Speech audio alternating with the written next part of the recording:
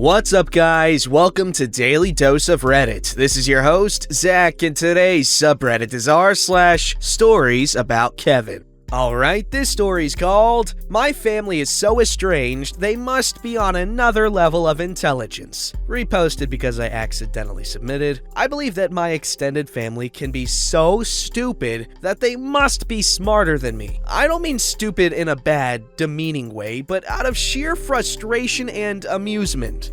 Like, you can't help but laugh at the silly antics.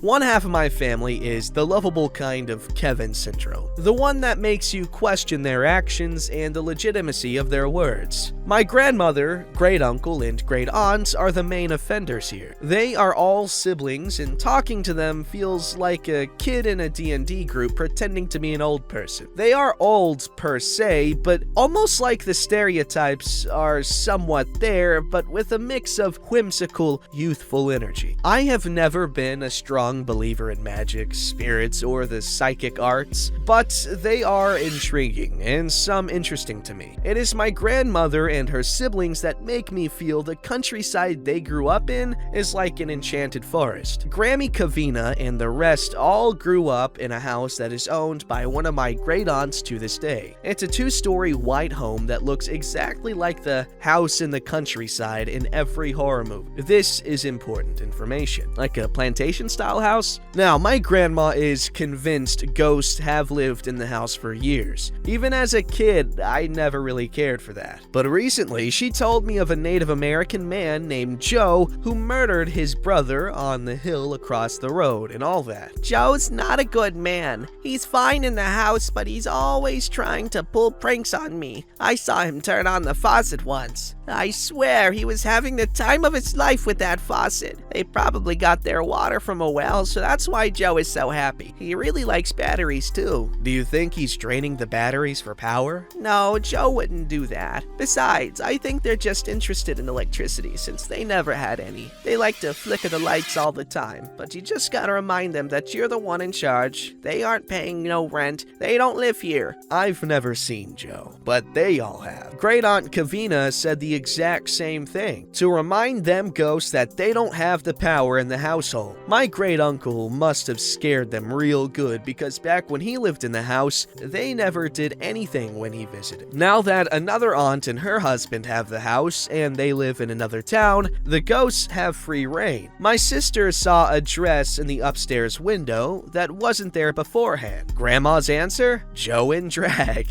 I've only seen Fedora Man, who is a guy in a coat and wearing a fedora. I saw his face in the window as a little kid playing upstairs in one of the bedrooms with my cousin. He's been a prevalent figure because one time a drinking buddy of Uncle Kevin was standing behind him all dressed up for Halloween, and he yelled at him not to bother his TV time and to sulk back upstairs like the dirty ghost he was.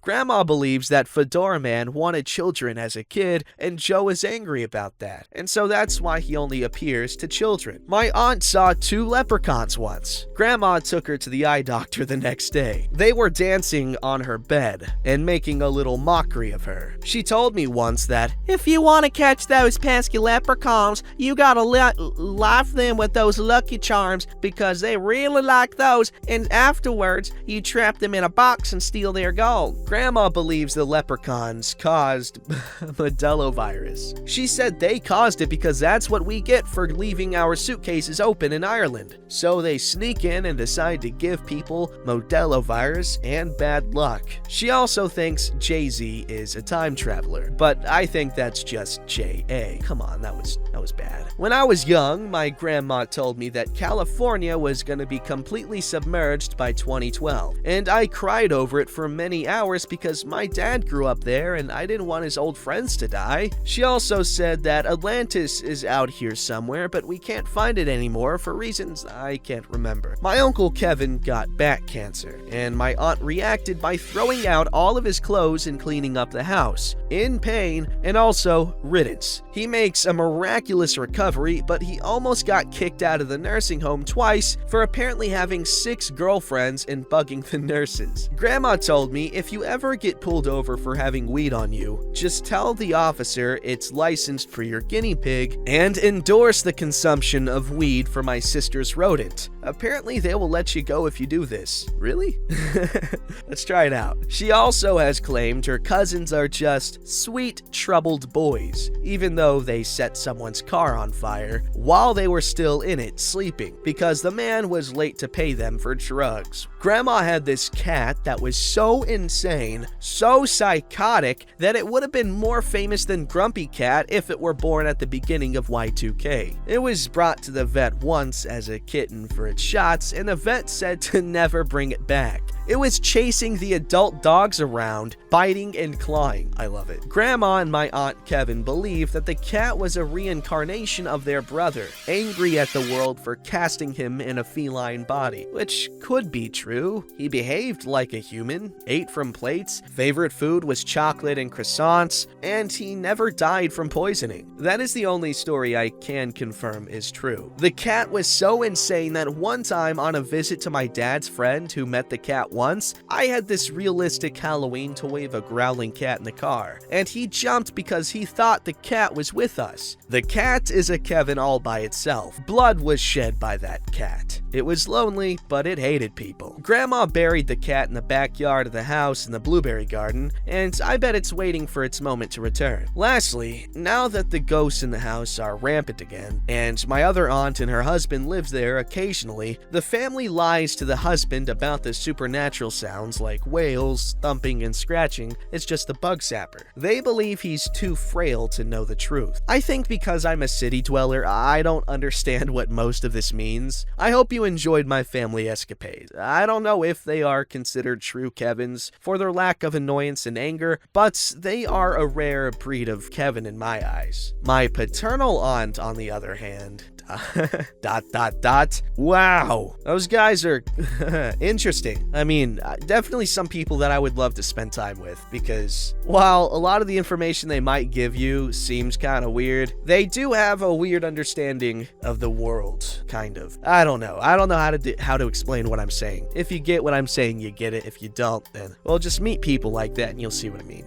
Alright, this story's called Trying to Teach Windows to a Kavina. I was in my 20s, and this was in the age when Windows 98 was a new thing. As a background, I explain how my job at the time worked. Disclaimer, English is not my first language, etc. We were instructors that will train office workers from the most basic software, Windows Excel, PowerPoint, Word, etc. There were senior instructors that would train on AutoCAD, Photoshop, Visual Basic, etc. We would get paid commission for each person in our group. Groups were usually from 5 to 10 people, but there was a more attractive tier that would be solo courses, because those will pay the commission of a group of 10, and you don't have to work as much, of course. Most of the time, the people who had seniority would get those, and as a newbie, you'd be lucky if you get one on occasion, since those courses were reserved for CEOs, their secretaries, meaning the top of whatever company was hiring us that month. So I see that I'm booked for a solo course for Windows. The information I'm given is that it was for the personal assistant of the CEO of a company, so it's a very important person. I can't deny I was happy, but see that it is for Windows, and they asked for me because I had a reputation for being patient. This was rare because we basic drones,